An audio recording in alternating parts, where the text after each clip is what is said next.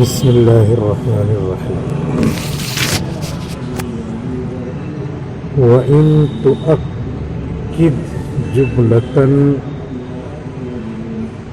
فمضمر عاملها ولفظها يؤخر. هذا هو القسم الثاني من الحال المؤكدة، وهي ما أكدت مضمون الجملة. وشرط الجملة أن تكون اسمية وجزءانها نون گر گیا ہے وجزءاها معرفتان جامدان نحو زيد أخوك عطوفا وأنا زيد معروفا. ومنه قوله أنا ابن دارة معروفا بها نسبي وهل بدارة يا للناس من عاري. عطوفا ومعروفا حالان وهما منصوبان بفعل محذوف وجوبا، والتقدير في الأول أحقه عطوفا، وفي الثاني أحق معروفا. ولا يجوز تقديم هذه الحال على هذه الجملة، فلا تقول عطوفا زيد أخوك، ولا تقول معروفا أنا زيد، ولا توسطها بين المبتدأ والخبر، فلا تقول زيد عطوفا أخوك. وإن تؤكد جملة، اور اگر حال جملے کی تاکید کرے، اور اگر حال جملے کی تاکید کرے، فمضمر عاملها، تو اس کا عامل پوشیدہ ہوگا. فمضمر عاملها، اس کا عامل پوشیدہ ہوگا. ولفظها، اور اس جملے کا لفظ یؤخر مؤخر ہوگا، اور اس کا لفظ حال کا لفظ یؤخر مؤخر ہوگا. یہ تو ترجمہ ہو گیا. حال کی دو قسمیں بتایا تھا، حال مؤکدہ کی دو قسمیں بتایا تھا. ایک پہلے تو بتایا تھا حال کی دو قسمیں ہیں، مؤکدہ غیر مؤکدہ. پھر بتایا تھا کہ مؤکدہ کی دو قسم، تو اس میں سے ایک مؤکدہ کی قسم آ گئی جس میں حال اپنے عامل کی تاکید کرتا ہے. اب اس کے بعد یہ دوسری قسم بتا رہے ہیں، مفسدن حال لا تعث، عامل کی تاکید کر رہا ہے. مدبرین، یہ حال اپنے عامل ولیتم کی تاکید کر رہا ہے. مفسدین لا تعث، عامل کی تاکید کر رہا ہے. رسولا ارسلنا کی تاکید کر رہا ہے. مسخرات سخرہ کی تاکید کر رہا ہے.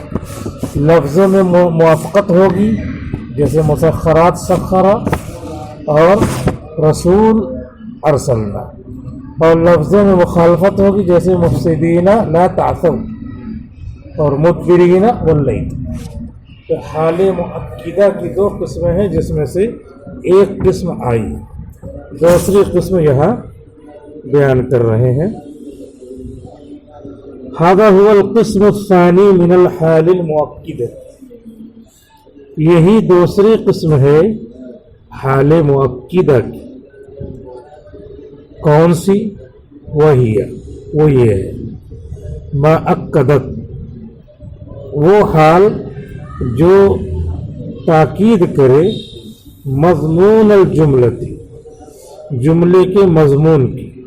جملے کے مضمون کا مطلب ہے کہ جو جملہ ہے اس کا جو معنی ہوا ترجمہ کریں گے زید قائم، زید کھڑا ہے. اب یہ جو زید کھڑا ہے تو معنی ہوا یہی، اسی کا نام ہے مضمون، مضمون الجملہ. قیام زید ہی سمجھ میں آ رہا ہے نا، زید کا کھڑا ہونا، جو مضمون سمجھ میں آ رہا ہے یہی ہے مضمون الجملہ، الگ سے اور کوئی چیز نہیں. معنی جملہ بھی کہہ سکتے ہیں، مراد جملہ بھی کہہ سکتے ہیں، مفہوم جملہ بھی کہہ سکتے ہیں. وہی اور یہ حال مؤکدہ کی قسم ثانی ما، وہ ایسا حال ہے جو تاکید کرے مضمون جملہ کی، وہ شرط الجملہ تھی، اور جملے کی شرط ہی ہے. کون سا جملہ ہونا چاہیے؟ بہت سارے جملے ہیں. ایک مودی جی کا جملہ ہے تو وہ مراد ہے. کون سا مراد ہے؟ کہہ رہے یہاں وہ سب نہیں آتے، یہ تو متقدمین کے زمانے کی بات ہو رہی ہے. وہ شرط الجملہ تھی، اور جملے کی شرط ان تکون اسمیتن، کہ جملے اسمیہ ہو. وہ جز آہا معرفتانی، اور جملے اسمیہ کے دونوں جز آنی، نون تثنیہ کا اضافت میں گر جاتا ہے، اور جملے اسمیہ کے دونوں جز معرفہ ہوں، جامدانی جامد ہوں. یہ سب شرط ہے، تب جا کر کے یہاں پر یہ حال جملے کی تاکید کرے گا. نحو جیسے زید اخوک عطوفا، زید تمہارا بھائی ہے مہربانی کرنے والا ہونے کی حالت میں. تو عطوفاً سے اپنے کو بحث ہے. عطوفاً یہ حال ہے. القسم الثانی من الحال المؤکدہ، حال مؤکدہ کی قسم ثانی ہے. یہ کیا کر رہا ہے؟ ما اکدت مضمون الجملتی، یہ مضمون جملہ کی تاکید کر رہا ہے. زید اخو کا یہ جملہ ہوا، زید تمہارا بھائی ہے. تو اس کا مضمون کیا ہوا؟ بھائی کہنے کا مطلب یہ ہے کہ مہربانی کرے گا. ارے تیرا بھائی ہے تو فوراً مضمون کیا سمجھ میں آتا ہے؟ بھائی غمخواری کرے گا. تو یہی مضمون جملہ ہوا. زید تیرا بھائی ہے، تیرا بھائی تو سب کچھ کرے گا. تو اسی میں جو مضمون سمجھ میں آتا ہے تو عطوفاً اسی کو دوبارہ کہہ رہا ہے. عطوفاً، اور زید اخو کا جو ترجمہ کیا تو اس میں جو مہربانی چھپی ہے تو عطوفاً اسی کو دوبارہ کہہ رہا ہے، اسی کا نام ہے تاکید. تو یہ ہو گیا کہ عطوفاً اکدت مضمون الجملہ، جملے کے مضمون کی اس نے تاکید کیا. اور جملہ کون سا ہو؟ تو کہہ رہے ان تکون اسمیتا، جملہ اسمیہ ہونا چاہیے. تو زید اخو کا یہ جملہ اسمیہ ہے. زید مبتدا، اخو کا خبر، جملہ اسمیہ، اس میں سے شروعات ہو رہی ہے.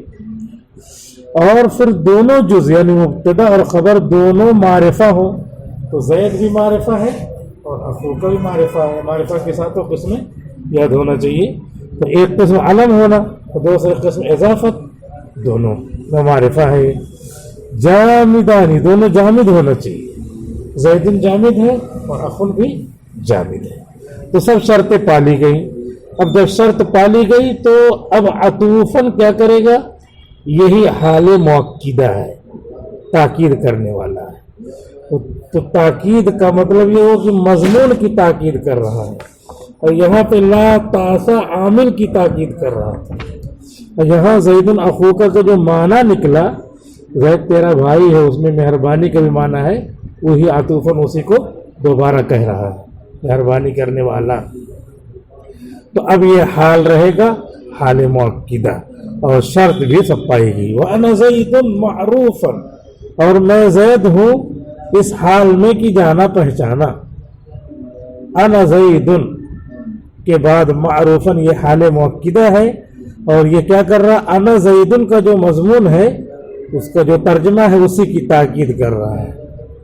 اسی کی کیا کر رہا ہے؟ تاکید کر رہا ہے.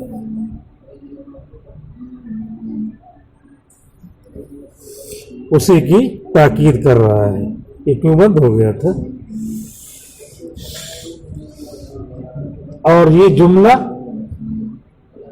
انا زیدن جملہ اسمیہ ہے. انا مبتدا، زید خبر. اور دونوں جز اس کے معرفہ ہیں. انا ضمیر ضمائر بھی معارف میں سے ہے، انا عارف المعارف ہے، اور زیدن بھی معرفہ ہے، دونوں معرفہ ہے. جامدانی دونوں جامد ہیں. انا مشتق نہیں ہے، انا مشتق نہیں ہے، جامد ہے، اور زیدن بھی جامد ہے. شرط پالی گئی، لہذا معروفاً یہ حال مؤکدہ القسم الثانی ہے، حال مؤکدہ کی قسم ثانی.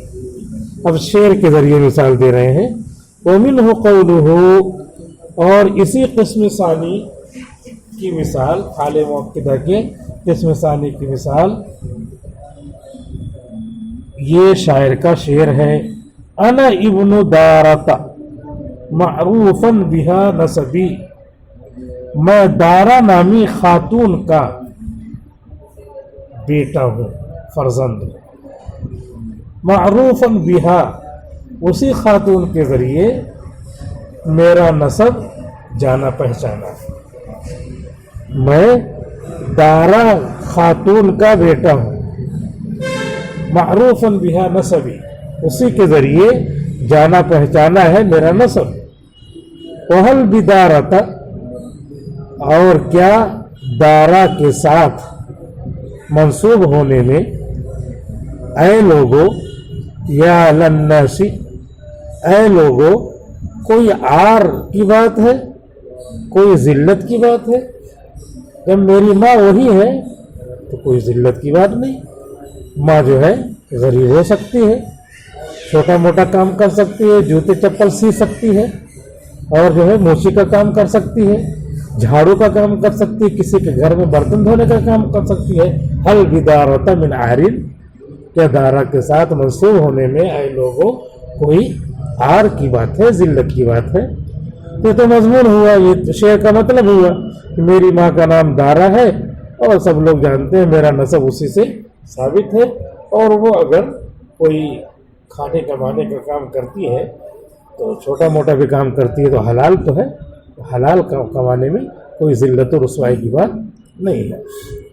اب یہاں پہ انا ابن دارتا، یہ مبتدا خبر ہے، پورا جملہ ہے، اور جملہ اسمیہ ہے انا اور ابن دارتا. انا بھی معرفہ ہے، ابن دارتا مضاف مضاف الیہ بھی معرفہ ہے، اور دونوں جامد ہیں. انا بھی جامد ہے اور ابن دارتا بھی جامد ہے.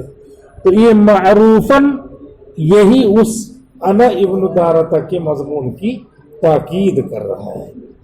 اور یہ کیا ہو گیا؟ حال مؤکدہ القسم الثانی. مضمون جملہ کی تاکید کرے تو مؤکدہ القسم الثانی.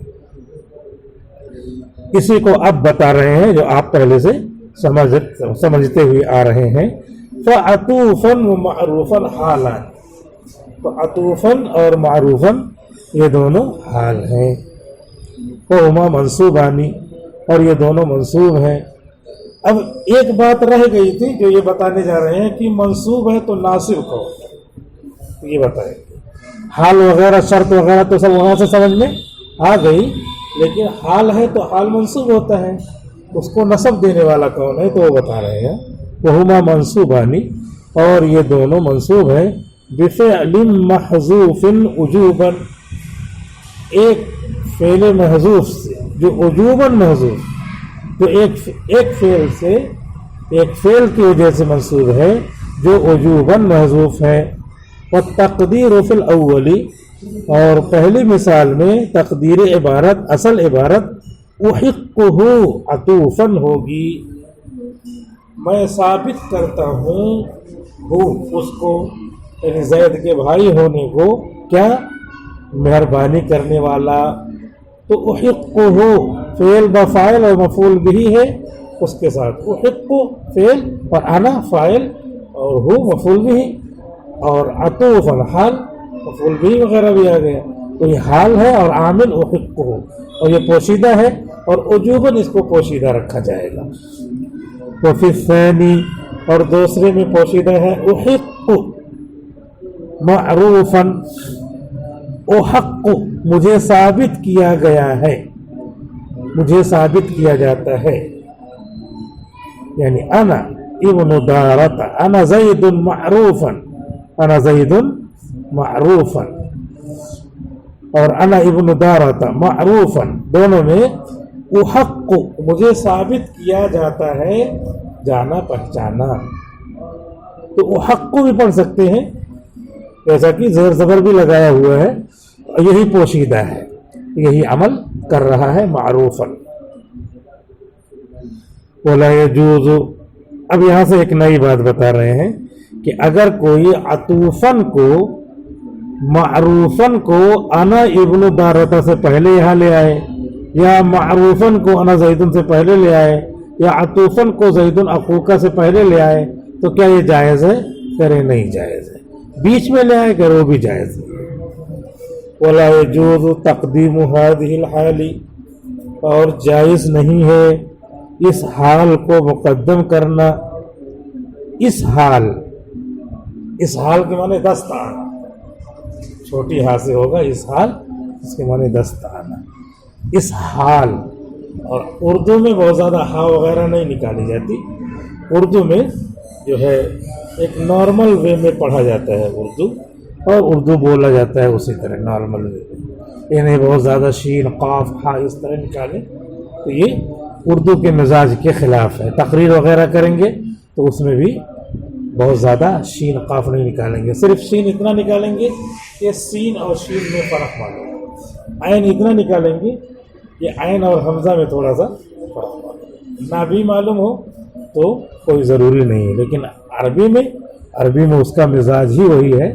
اور وہ جو چھوٹے چھوٹے بچے عرب میں عین نکالتے ہیں وہ ان کا کیا ہوتا ہے؟ فطری ہوتا ہے، وہ جیسے اجازہ میں بہت زیادہ نکلواتے ہیں تو وہ جو ہے غیر فطری ہے، اور یہاں مشق کرنے کے لیے بہت زیادہ نکلواتے ہیں تاکہ بہت زیادہ نکالنے کی عادت ہو جائے تو پھر اپنے آپ نکلے گا، تو اس لیے وہ جو ہے حد افراط سے افراط ہو جاتی ہے، یعنی جو اعتدال ہے اس سے آگے بڑھ کر کے نکلواتے ہیں، ایک دم مسلمون اس طرح کو ہوٹ کو بھی اسی طریقے سے بتانا ہے، لیکن وہ حد اعتدال سے آگے کی چیز ہے، اور یہ مشق کے لیے اس کو کرتے ہیں تاکہ اگر نہ بھی نکالنا چاہے کوئی تب بھی ہوٹ کیا ہو جائے؟ گول ہو جائے اس کا۔ تو علیہ تقدیم هذه الحال، ولا يجوز تقدیم هذه الحال، اور اس حال کو مقدم کرنا جائز نہیں ہے، علی هذه الجملۃ، اس جملے پر اس کو مقدم کرنا جائز نہیں ہے۔ ولا تقول عطوفا زید اخوک، تو آپ نہیں کہیں گے عطوفا زید اخوک، ولا تقول، اور نہیں کہیں گے معروفا انا زید، نہ یہی کہیں گے معروفا انا زید، دونوں کی مثالیں دے کر کے بتا دی۔ تو یہ عطوفاً عین نکالنا اور تا نکالنا عربی کا تو مزاج ہے، اس لیے وہ نکالیں گے۔ کوئی ویڈیو وغیرہ سنے تو چھوٹے چھوٹے بچے جو نکالتے ہیں وہ ان کی فطرت ہوتی ہے، وہاں پیدا ہوئے ہیں، اس لیے ان کو الگ سے مخرج نہیں سکھایا جاتا، بتایا جاتا، بلکہ وہ پیدائشی کیا ہے صحیح سے وہ مخرج نکالتے ہیں۔ کہتے چھوٹے چھوٹے بچے آپ نے ویڈیو سنا ہوگا، تقریر کر رہے ہیں تو وہ اسی طریقے سے ان کا پیدائشی وہ نکلنے کا وہ ہے، زبانیت اللہ نے ان کی ویسے بنائی ہے۔ اور اردو میں اس طرح کاپی نہیں کریں گے، اردو میں ویسے نقل نہیں کریں گے، اردو میں نہایت سلیس فصیح شیریں زبان بنا کر کے، شیریں لہجہ بنا کر کے بولیں گے، جس میں یہ ساری چیزیں ذوق سلیم سے ٹکراتی ہیں، اور زیادہ کوئی شین نکالنا، بہت زیادہ قاف نکال رہا ہے تو وہ پھر اچھا نہیں لگتا ہے۔ اس لیے اردو بولنے کی اور اردو میں تقریر کرنے کی اس انداز سے مشق کر لینا چاہیے، اور مشق کرنے کا طریقہ یہ کہ تقریر سنیں، جن کی تقریر اچھی لگ رہی ہے تو اسی طرح کاپی کرے کہ میں بھی اسی طرح بولوں گا، اور پڑھنے میں بھی اردو کی کتاب لے کر کے اس کو باقاعدہ مشق کرنا چاہیے، بغیر مشق کیے ہوئے نہیں آتا ہے۔ ہم لوگ سب مشق کرتے تھے، پہلے سب مشق کیے ہوئے، اور اس کے بعد مشق کرنے کے بعد ہی پڑھنا اور بولنا آتا ہے۔ جس کا پڑھنا آپ کو اچھا لگے اسی طرح پڑھنے میں کاپی کرنا چاہیے، کاپی یعنی نقل کرنا چاہیے، نقل اتارنا چاہیے، اسی طرح پڑھیں۔ تو پڑھنے کی جب مشق کر لیں گے وہ صحیح سے پڑھنا آئے گا، باقاعدہ اسی طرح انگریزی ہم لوگ جب پڑھتے تھے تو انگریزی کو استاد باقاعدہ اردو پڑھ کر کے بتاتے تھے.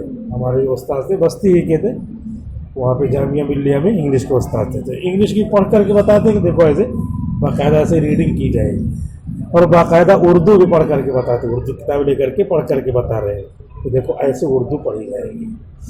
اردو پڑھ کر بتا رہے ہیں اور انگلش پڑھ کر کے بتا رہے ہیں, تو وہ پڑھنا تقریر میں کام آئے گا اور وہ بولنا کسی سے گفتگو کرنے میں کام آئے گا. ولا توسطها بین المبتدا والخبر, اور نہ عطوفاً مبتدا خبر کے بیچ میں آئے گا. ولا تقول زید عطوفا اخوک, تو آپ نہیں بولیں گے زید عطوفا اخوک, بیچ میں بھی نہیں بولیں گے, شروع میں بھی نہیں بولیں گے. بس یہ شعر کی تشریح ہو گئی اور وقت بھی پورا ہو گیا. السلام علیکم ورحمۃ اللہ وبرکاتہ. السلام عليكم. لا تنسوا الاعجاب بالفيديو والاشتراك في القناة تشجيعا لنا لنستمر بنشر المزيد ان شاء الله.